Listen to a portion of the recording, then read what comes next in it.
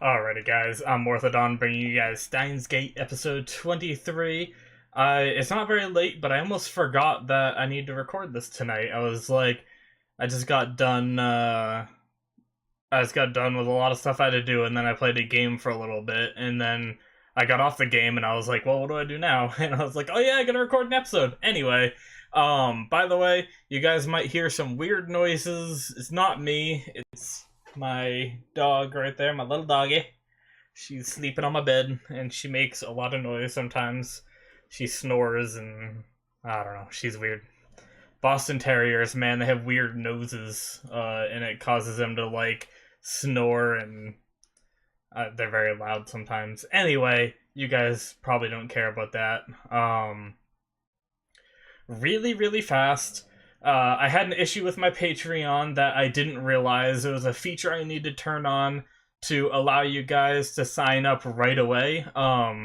Which I didn't realize I had to turn it on, but it is on now, so you can sign up right away instead of, I think it was making people wait till the first of the month. I don't know if anybody wanted to try, but who knows. But that's a thing. But also keep in mind that if you don't know how Patreon works, they charge at the first of every month, regardless of when you sign up. So if you were interested in signing up, you might want to wait until the first, which you guys, I guess, yeah, so this is going to be up, yeah, so it's the 25th when this is going to be up. So there's still a few days where you could make the mistake. So basically, unless you just really want to support the channel, twice so quickly, don't bother. If anybody wanted to sign up, don't bother until the first. Anyway, enough about that. I don't want to annoy you guys too much. I told you guys that I wouldn't talk about this stuff till the end, but I had a problem. I just wanted to let you guys know. I also wanted to do a big apology for the last episode. 21 was fine, but 22, I had some... I don't know why, I had a hard time following what they were talking about, and then when they summed up, they had, like, they were going through the process of, can we do this, can we do this, yep, we can do, like, the D-Rhine thing, like, that'll work, and I was, like, trying to comprehend everything, and then there was two little lines, I put a little clip in there for you guys where I messed up, where I sneezed, right where he said, you'll receive the message in the past, and you'll back up Amadeus's VCU memories. I believe that's just like her vital memories or whatever. The important stuff for the time travel, I believe, is what it was. And it ended up... I rewatched the episode a bit to find out, like, I wanted to understand everything fully. And for what it seems like is that whole thing wasn't even necessary. So I thought I missed something. I was very confused. But that was the plan until they said that that wouldn't work, and they just need to detonate, they self-destruct Amadeus. So, there is one thing I'm still slightly unclear about, is how they convinced... They said back in spring, they had to destroy Amadeus. I don't know how they convinced Maho to do that, because... I think they either just met Maho or didn't know her yet. So how did they convince Maho to self-destruct Amadeus? That's what I'm not sure of, unless, like, Daru hacked it. But yeah, so I don't know how they convinced Maho. Anyway, they ended up self-destructing Amadeus, and it was pretty sad seeing Amadeus go again. I think I was so confused throughout the episode that I didn't really get as emotionally into it, because I was just trying to think it through the whole episode of, like, trying to understand what was going on, and the gears were turning in my head rather than being, like, affected by what was, like, happening right in front of me. But rewatching it, you guys mentioned in the comments that at the end of the episode you actually see, like, the Amadeus logo, like, crumbling in the outro.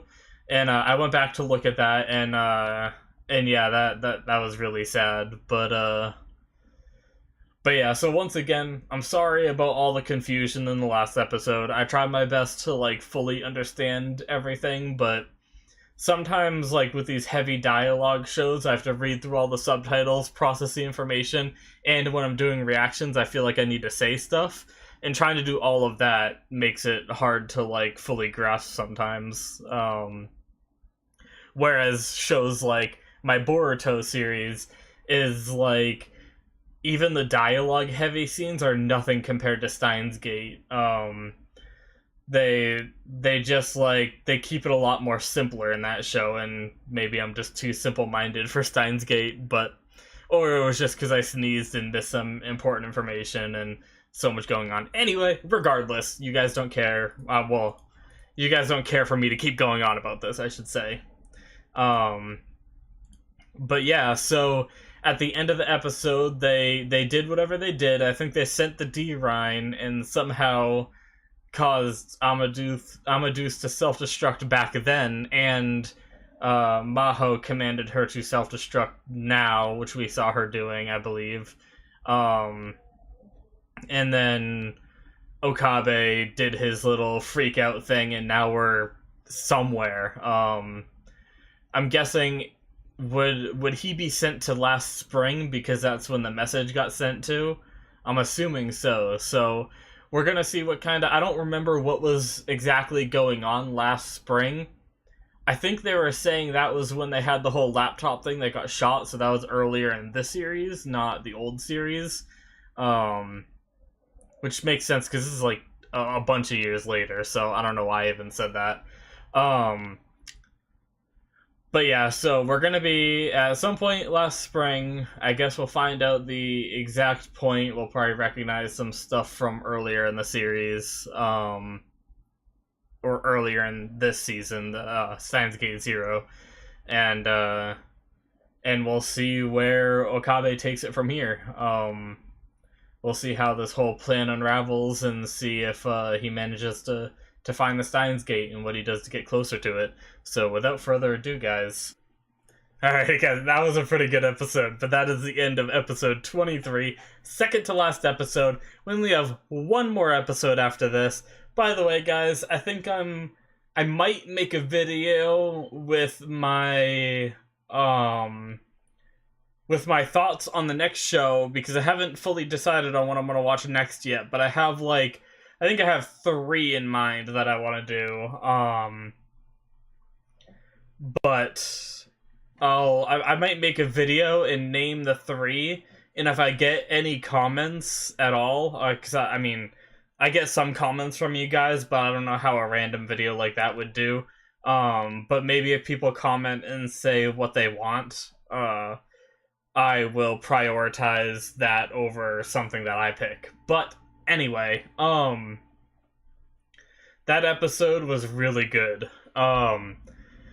So I'm really glad I caught on early on. I didn't catch on right away, but so to elaborate on why I was confused in the beginning is I had this weird assumption that when they sent the D-Rhine and they changed the past via the D-Rhine, I guess I assumed that Okabe's consciousness would, like, go back to the point where that change occurred, and then he'd move on from there. So he'd be going back to last spring, which I believe was before they met Maho, because he had stated that they met Maho through other means aside from Amadeus. So I'm still a little unclear at how they managed to self-destruct Amadeus without knowing Maho. But somehow they did it. I'm guessing it was explained and I'm just stupid. But, so I'm not gonna dwell on it. I'm not gonna say it's a plot hole because I'm pretty sure they explained it and I'm just dumb. But so somehow just fate brought them together with Maho. Maybe Okabe, like, still went to, like, the same university they did, or they met at that meeting or something, even though that meeting was about Amadeus, so they wouldn't have met there. I don't know. However they met, it doesn't matter. They met. But I assumed he'd jump back to that point as soon as that change was made, and then he'd move on from there and make the changes necessary to, bring the future to a better conclusion. Um, One thing I'm still unclear on is what detonating Amadeus actually did. So the only thing I can think of is, so this is what I'm thinking. This is my thought processes. Is like, and I'm sure they explained it and I just missed it and didn't comprehend because I've been so confused the past episode, or the episode 22. I was so confused. But they were trying to figure out how to stop Russia from getting involved. And Russia got involved because Dr. Nakabashi, or whatever his name was, went there, and they learned with his paper that, I believe they learned that Kurisu would know more, but since she's dead, they learned of Amadeus being Kurisu's memories, and they targeted the memories. But since those memories didn't exist anymore, that means that the Russians didn't... I'm thinking the Russians didn't have a reason to come back, because they said Russians had everything they needed to make their own time machine, I think. But they wanted the conflict. I remember seeing in the last episode. But without... So maybe they... I still don't know why they wouldn't come back for the already made time machine that was still there. But maybe my theory is wrong. But I was thinking maybe they didn't have a reason to come back anymore, and the Russians are the Russians were the problem. Like, Okabe kept saying that, I think it was Strat 4 and the acronym that I don't remember. I think it was like DERPA. That's what it was. DERPA and Strat 4 were taken care of. He managed to, like, get them out of the way, and the only thing that kept killing Mayuri and Suzuha when they were trying to take off in the time machine was the Russians. So I guess my guess is detonating detonating Amadeus in the past stopped the Russians' motivation to come there at that point somehow, and stopped them from attacking, which got rid of that factor, and that allowed them to escape this time. Obviously, like, it was very close this time because I guess everything got sped up because there was no Amadeus, the trickle effects from that.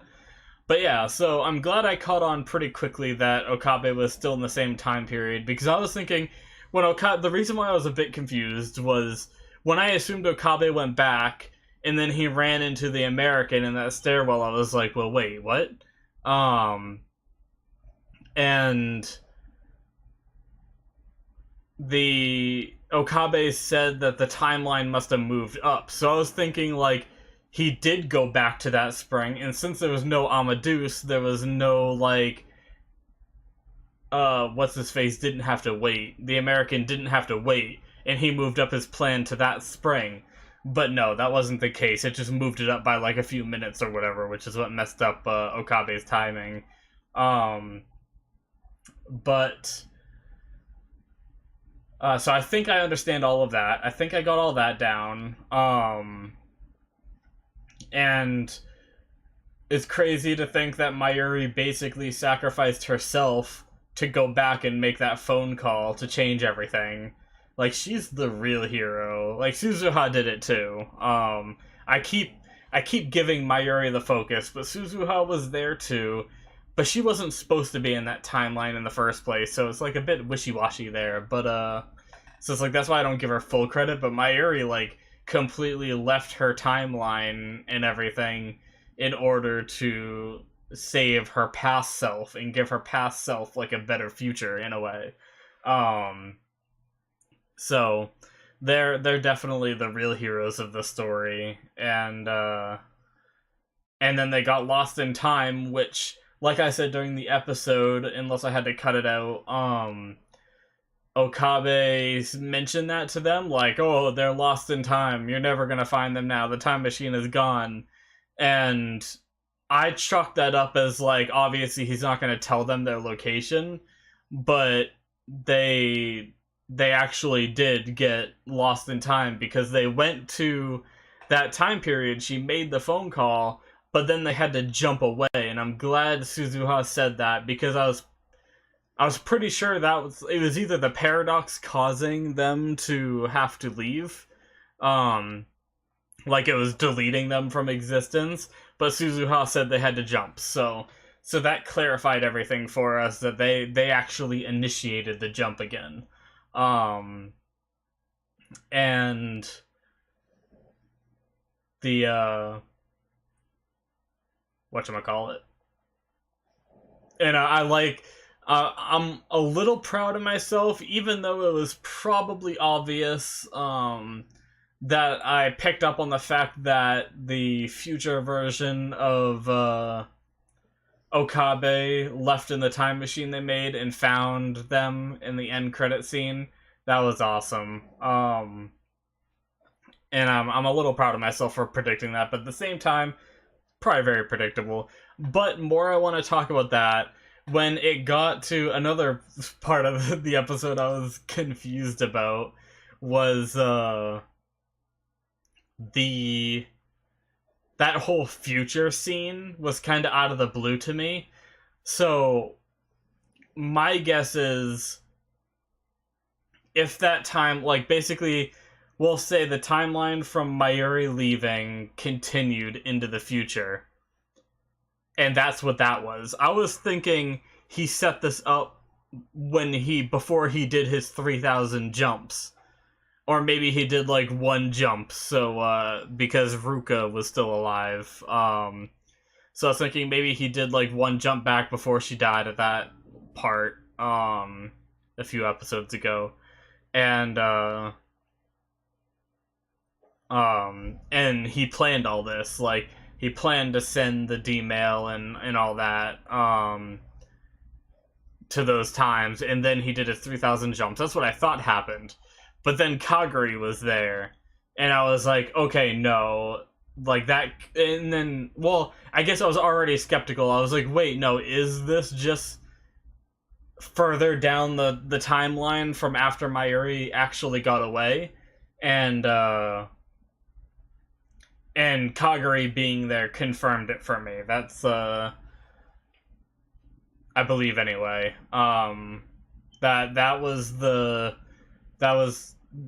That was what confirmed it for me. Sorry, I'm repeating myself way too much. I'm getting lost in my own head. But so that was the future version of Okabe from the current world line that we were just like looking at. And it's interesting because shouldn't the world line have changed the second, or wouldn't all the changes that have occurred have happened? Like, kind of like when they sent the D-Rhine back. That's one thing I'm a little confused about, is, so bear with me on this thought process here. When they sent the D-Rhine back, as soon as they sent it, he immediately went into his, like, and all the numbers popped up on the screen, and everything changed. He didn't go back, but everything changed. Wouldn't that same thing happen as soon as the time machine disappeared? Shouldn't everything have shifted, technically into the Steins Gate world line? Because, for, like, the future then would be in the Steins Gate world line, assuming that the past Okabe finds it. Which is interesting, like, was that just like a what-if scenario? Because from what I've been told in the comments from you guys, is if that was like a different world line, those world lines are supposed to stop as soon as, like, there's not a bunch of world lines all going at once, it's just one world line is active, essentially. Like, there is just the one world line, I guess, that's going. So, I'm a little confused at how that works out technically, but either way, it was a fun little thing they added in, because it was pretty sad seeing Mayuri and Suzuha just, like, thrown off into space into who knows where. And that was cool seeing future Okabe had fixed the time machine and basically just said, I'm jumping in it. And maybe that world line didn't shift until they sent the message back. So maybe Mayuri wasn't enough to convince him, like that slap and whatever she said, and also the message helped convince him. And so that means without those two pieces, maybe that's what it is. Maybe it took those two pieces, Mayuri encouraging him, and then the D-mail or D-Rhine or whatever that was sent. And once those two pieces happened, that's when he would have jumped. So that means Okabe, after Mayuri left, kept on living all the way until they finished the time machine, and then they sent that message. Okabe took off in the time machine, and then they sent the message. And since Okabe was already off in the time machine, he wasn't there to be affected by it, because he was essentially, like, out of time, I think, at the moment. And he ended up stumbling upon, I don't know if he knew what he was doing or what, but how that worked out in the end credit scene, he managed to find Mayuri, and that was very touching. I loved it. That was awesome. I don't care if it doesn't make sense. We'll say love defies logic, even though there might be logic in him finding her. But man, that episode was fantastic. This discussion was very rambly, and I'm sorry about that. It was basically me connecting all the pieces I could think of. So next episode, I'm guessing we're gonna see past Okabe now, after he gets the message, being motivated to find the Steins Gate line, and hopefully he does. I'm getting a little worried because they have one episode. They have one episode, guys, to find the Steins Gate, which I don't even know. I might be dumb, but I don't know the change that he has to make yet. And I don't know if he knows the change that he has to make yet. Like, all Okabe said was, like, you know, go against yourself, go against the world. Like, does that tell Okabe, like, past Okabe, like, a hint?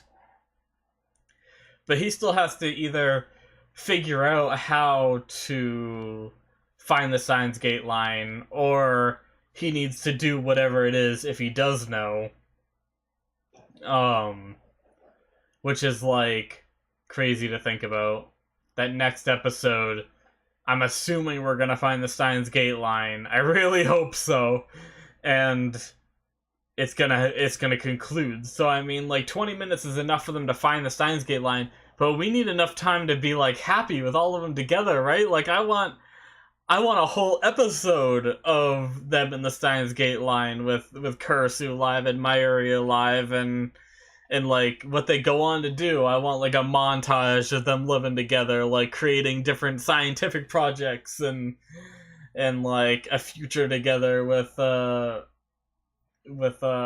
and Kurisu, and Mayuri being heartbroken because she loves him too, and rip Mayuri, best girl. Best friend zone girl. But I guess we'll see how they decide to wrap up this season in the last episode next week. Thank you guys for watching. I think I'm gonna end it there. If you guys want, I talked about Patreon at the beginning, but I didn't mention about what it offers. If you guys either just want to support the channel because you enjoy what I do, my Patreon, there'll be a link in the description, or if you want the uncut full-length reactions, which if you've made it this far, then I don't know why you would, unless you want to rewatch the series, seeing my full reactions. I have those timer-based ones going back all the way to the first episode on my Patreon, and all future shows will have that as well. So I guess if you just enjoy the channel and want to see, like, my future content too, then yeah, I think one of the three. I guess I can name the three. I might be doing a separate video about the three shows that I want to replace Steins with, but one is continuing on Fairy Tail. I really loved Fairy Tail. I've seen it several times since it stopped airing. And now it's back for its final season, I believe, if I understand right, unless something changes. Final season, which is interesting. I wonder how they're gonna. I wonder if they're actually gonna conclude it. Anyway, I don't want to talk too long about this, but there's Fairy Tail. I've seen season 1 and season 2 of Attack on Titan, but I know there's new seasons. So I might start season 3 on my channel. So Attack on Titan is another option, starting at season 3. Or starting at season 2, Overlord. Because I've seen season 1 a long time ago before I started reactions. For all of these shows I saw before doing reactions. But they have new stuff coming out that I want to watch. But yeah, I guess if any of you have stuck around this long and you want to see one of those, you can let me know in the comments. If I do end up getting comments about the next show, what I'll probably do is it's not going to be a lot of comments, so I don't need like a poll or anything. I'll just add them up myself, and whichever one gets the most wins. And if I don't get any comments regarding it, then I will just do whatever I decide on. So yeah, that's how it is. Thanks guys for watching again. Hope you enjoyed, and I will see you guys in the last episode next week. See ya.